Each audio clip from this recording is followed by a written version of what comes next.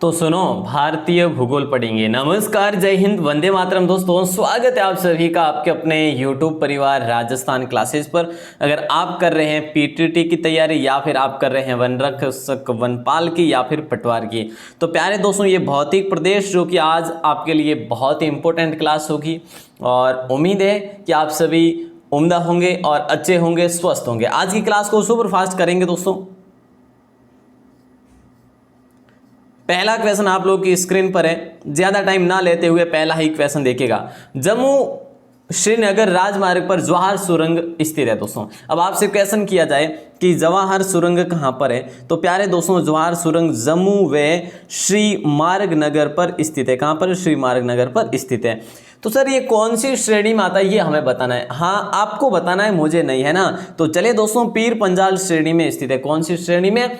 पीर पंजाल श्रेणी में। और हिमालय की सबसे लंबी पर्वत श्रृंखला जिसे कहते हैं हम, है ना, हिमालय की सबसे लंबी पर्वत श्रृंखला कह सकते हैं अपन, है ना। अगला क्वेश्चन, भारत का दूसरा सर्वोच्च शिखर कौन सा है दोस्तों?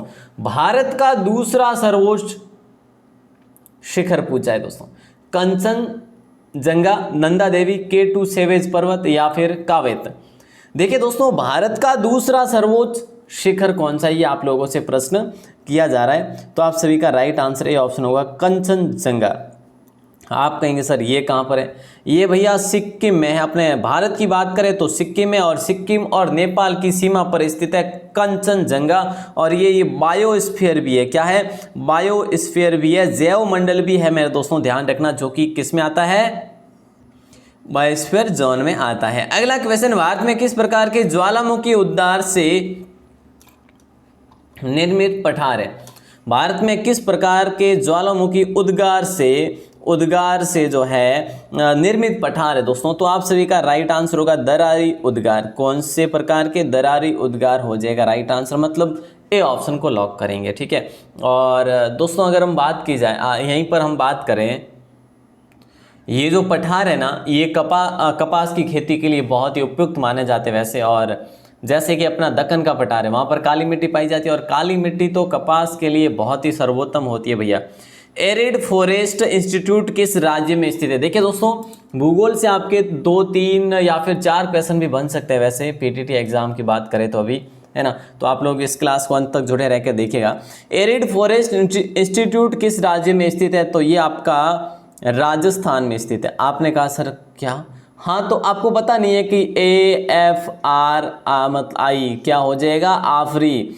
दोस्तों, एरिड फॉरेस्ट इंस्टीट्यूट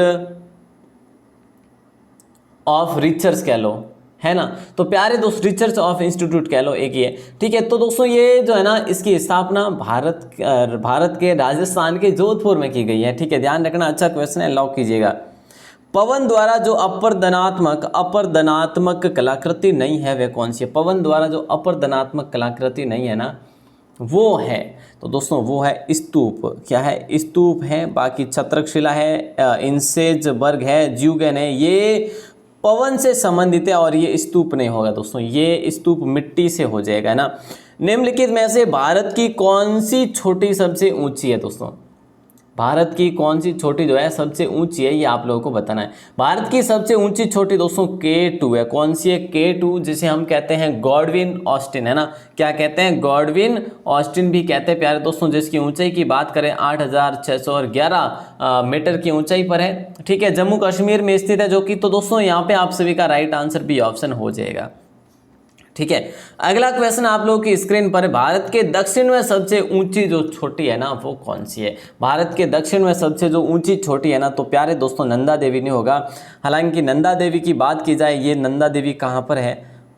कहाँ पर है मेरे दोस्तों नंदा देवी? जिनको भी पता है जरूर बताइए। नीलगिरी कहाँ पर है? अनामुड़ी कहाँ पर है? कंचनजंगा कहाँ पर? तो दोस्तों अपना राइट आंसर ये हो जाएगा, भारत के दक्षिण में सबसे ऊंची जो छोटी है ना, वो है अनामुड़ी। बी ऑप्शन लॉक हो जाएगा, जो कि अपने केरल में स्थित है दोस्तों, ठीक है। मतलब जो पश्चिमी घाट है ना, वो उसकी जो अन्नामलाई पहाड़ियाँ हैं, उसी की ये छोटी है अनामुड़ी, ध्यान रखना, ठीक है। तो ये चीज़ आप सबको पता ही है। नीलगिरी अपने तमिलनाडु में है ना, और नंदा देवी जो कि अपने उत्तराखंड में है ना। चले साहब आगे बढ़ते हैं और अगले क्वेश्चन को देखते हैं। पाम्बन जो द्वीप है ना, ये स्थित है। पाम्बन द्वीप स्थित है? भारत और श्रीलंका के बीच में, जापान कोरिया के बीच में, यूके फ्रांस के बीच में। दोस्तों यहाँ पे आप सभी का राइट आंसर भारत से संबंधित होगा, तो भारत व श्रीलंका के मध्य हो जाएगा राइट आंसर पाम्बन द्वीप, ठीक है।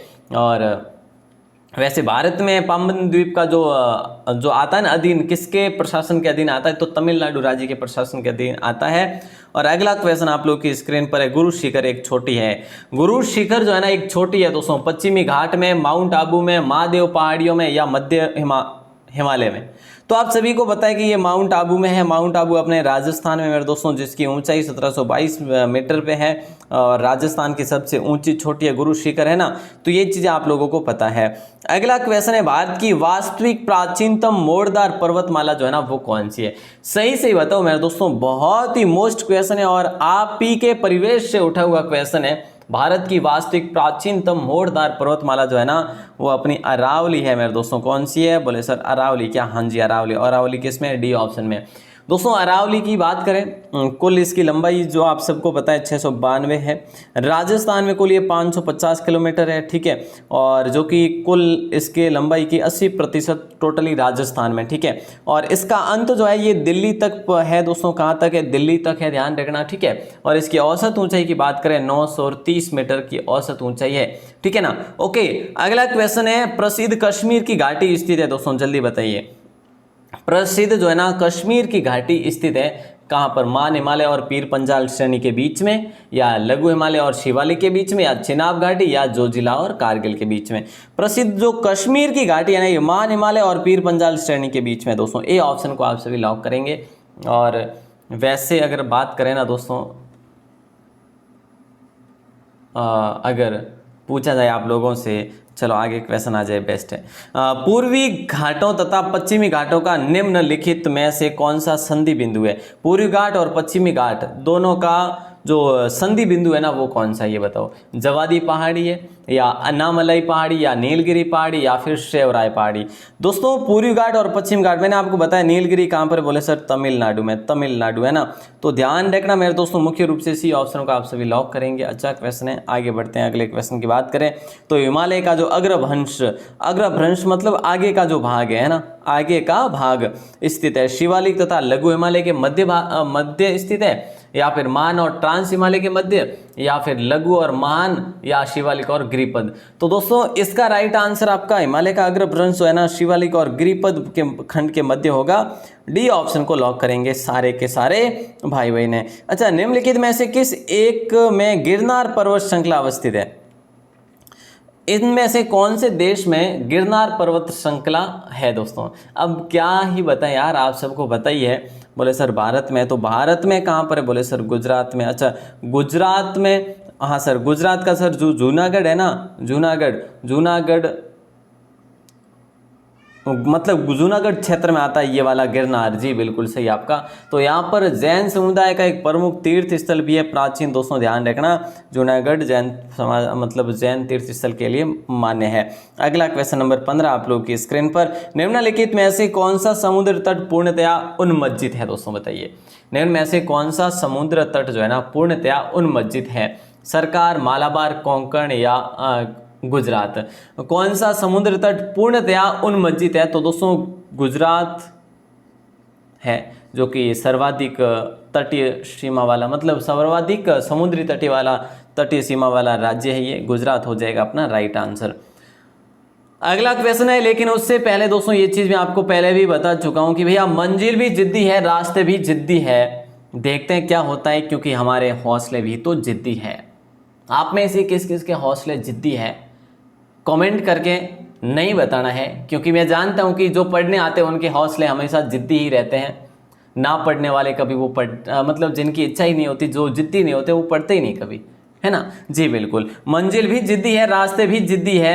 अगर मंजिल ने कहा मेरे साथ चलोगे तो मेरे तक पहुंचोगे, तो बीच में बहुत मतलब कठिनाइयाँ आएगी, कांटे आएंगे। रास्ते ने भी कहा मैं भी जिद्दी हूँ। देखते हैं क्या होता है।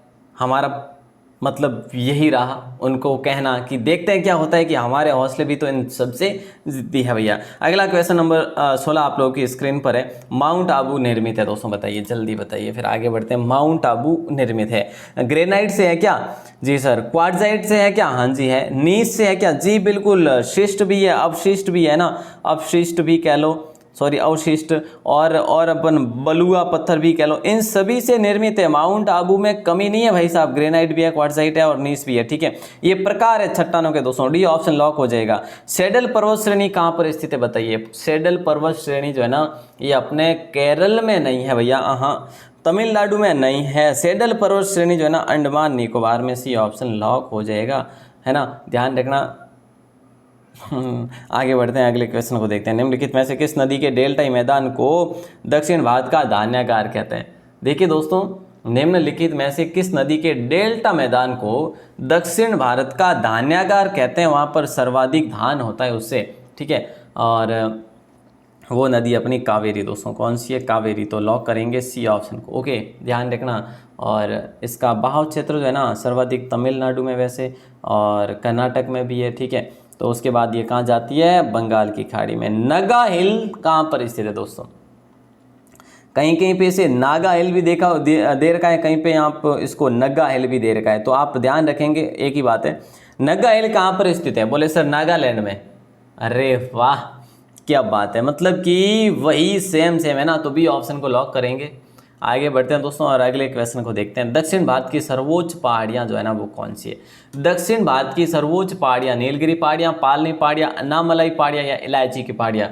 तो दोस्तों दक्षिण भारत की जो सर्वोच्च पहाड़ियाँ है ना अन्नामलाई पहाड़ियाँ हैं, और इसी में भी मैंने आपको बताया अन्नामलाई में अन्नामुडी जो कि सबसे ऊंची छोटी है, अन्नामुडी, ठीक है। और अन्नामुडी जो कि कहाँ पर है? बोले सर केरल में, आपने बताया अभी, हाँ तो वो केरल में है दोस्तों। और ये दोनों जो है ना, ये अपने जो अन्नामलाई पहाड़ियाँ है ना, ये केरल व तमिलनाडु दोनों की सीमा पर है, ठीक है। और एक यहाँ पर बायोस्फीयर भी है यहाँ पर, मतलब जैव मंडल, जो कि हम कह सकते हैं वो है अगस्त्यमलाई, है ना, अगस्त्यमलाई, वो भी इसी क्षेत्र के अंतर्गत आता है, ठीक है। और ये यूनेस्को ने अपनी लिस्ट में भी जोड़ा है इसको। अच्छा दोस्तों अगला क्वेश्चन आप लोग की स्क्रीन पर है। धौला पर्वत चोटी स्थित है। धौलागिरी जो पर्वत चोटी है ना कहाँ पर स्थित है? कश्मीर हिमालय में, नेपाल हिमालय में, कुमायूं हिमालय में, असम हिमालय। तो देखिए धौलागिरी पर्वत चोटी नेपाल हिमालय में स्थित है दोस्तों, ठीक है। हालांकि एक चीज़ और बताओ मुझे, धौलाधर की बात करें, धौलाधर, ठीक है, धौलाधर की पहाड़ियों की बात करें ना, तो ये पहाड़ियाँ अपने हिमाचल प्रदेश में, एचपी में, ठीक है।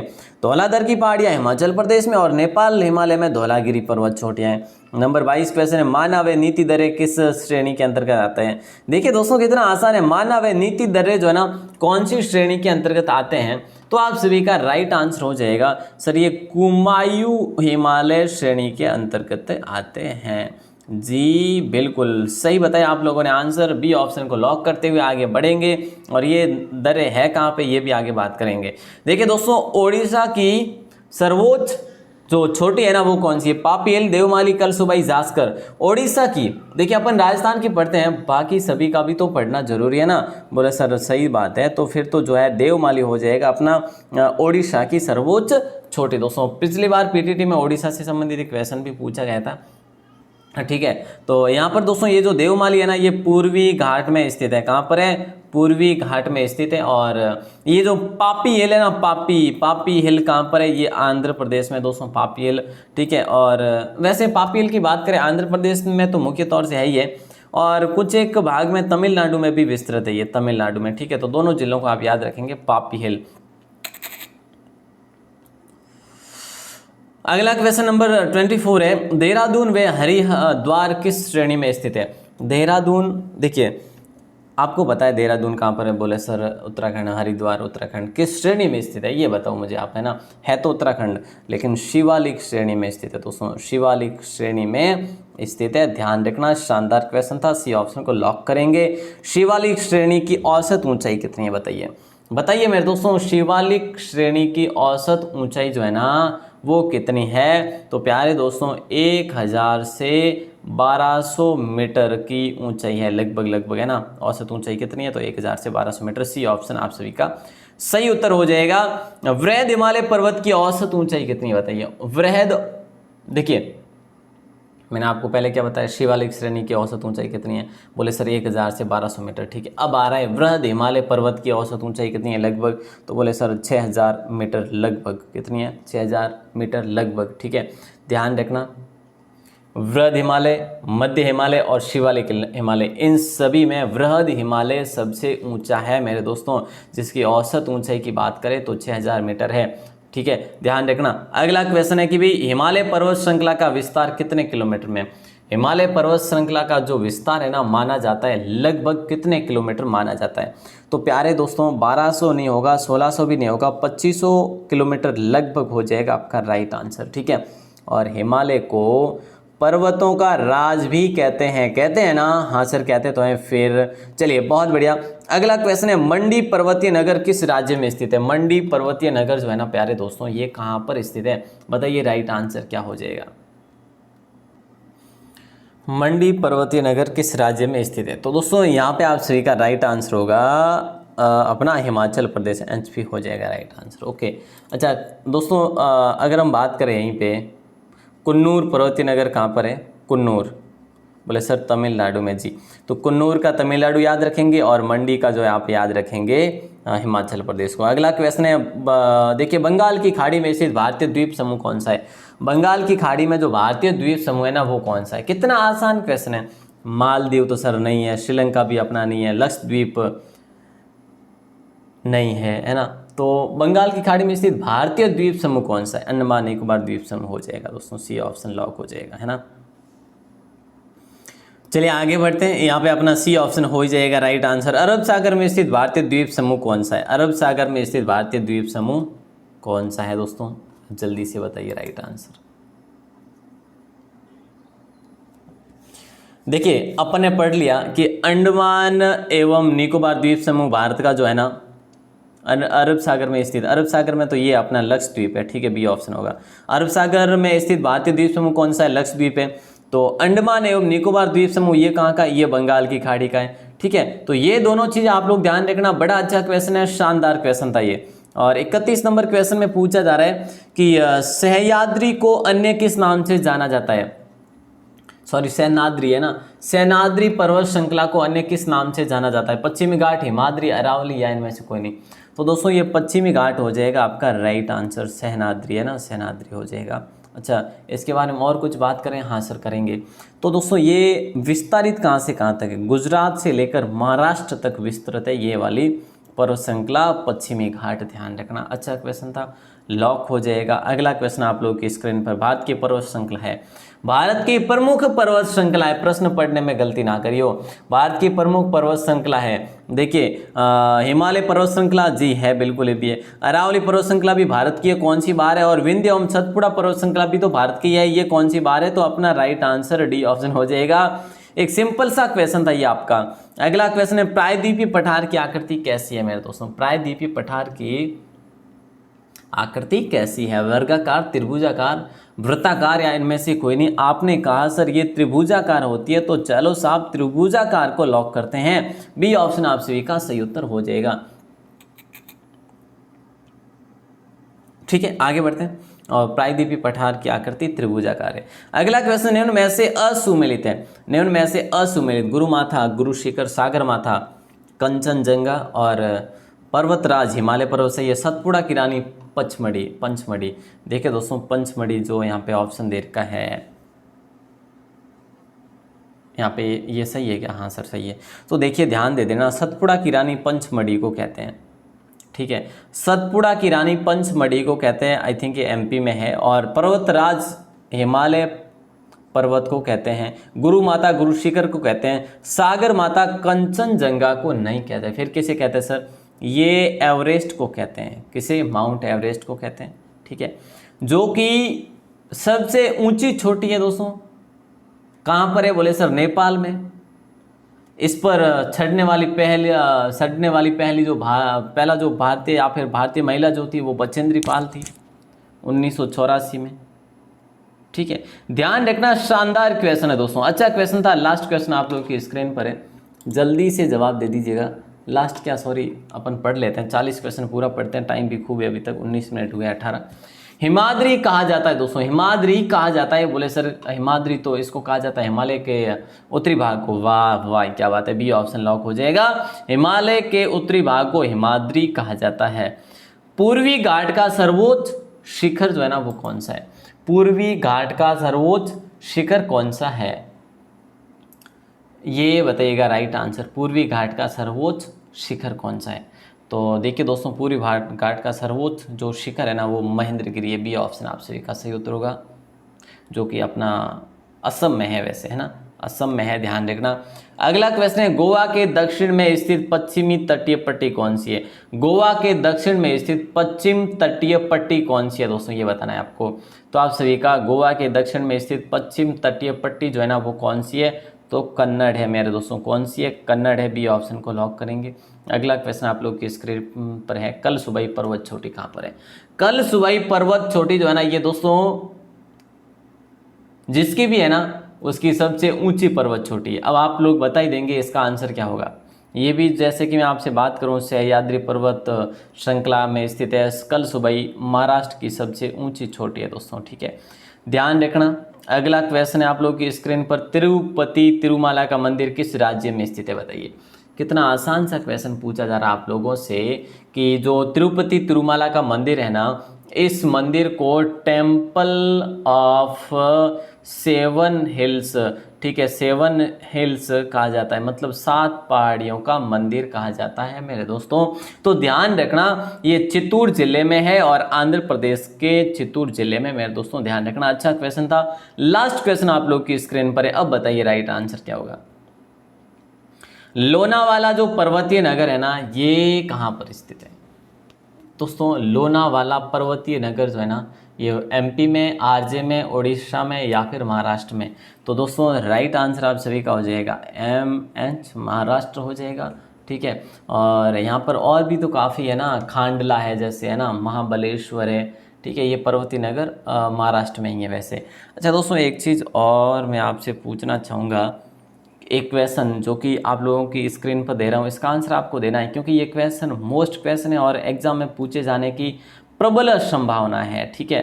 तो ध्यान ये रखना है कि आपको ये प्रश्न, आज के प्रश्न का उत्तर देना है बाहर आके, कि भारत में कितने केंद्र शासित प्रदेश है और कितने राज्य है, कितने राज्य हैं। देखिए दोस्तों ध्यान से सुनिएगा, भारत में कुल कितने राज्य हैं, कुल कितने जो है केंद्र शासित प्रदेश हैं, केंद्र शासित प्रदेश दोस्तों कितने बताइए। काफ़ी भाइयों को नहीं पता कि ये क्या है क्या नहीं है ना, तो ये क्वेश्चन करना बहुत ज़रूरी है मेरे दोस्त, क्योंकि जब तक ये नहीं है पता होगा ना तो अपना जीके पढ़ना बिल्कुल व्यर्थ होगा।